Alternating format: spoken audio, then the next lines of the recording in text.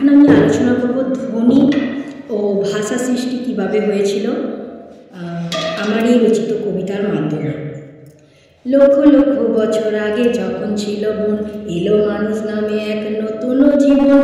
ঘেরা ছিল জগৎ বিশাল অরণ্যে, কত জীবজন্তু ছিল তারই সান্নিধ্যে। বৃহদাকার প্রাণী ছোট বড় যত, বনে মানুষ রহে তাহাদেরই মতো। ফল মূল পাতা আর জলের প্রাণী, খেত কাঁচা মাংস ছিল নারন্দন জানি। ক্রমে বাড়ল দলে দলে, হলো তারা বেশি, বুঝলো একা নয় হতে হবে মেশামেশি। ঝড় জল আর বন্য পশুর ভয়, বলে দিল একতাতেই হবে মোদের জয়। মনের কথাটি তো জানাতে হবে, ইশারা অঙ্গভঙ্গি নানা স্বর তবে। পাখি বা পশুর মতো ডাক ছেড়ে তারা, ভাবেরও আদান প্রদান করতো দিশে হারা।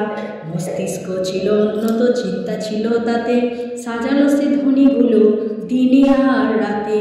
কণ্ঠ থেকে এলো সুর, পেল নানা রূপ, ভাঙলো নীরবতা, ঘুচলো থাকারও কূপ।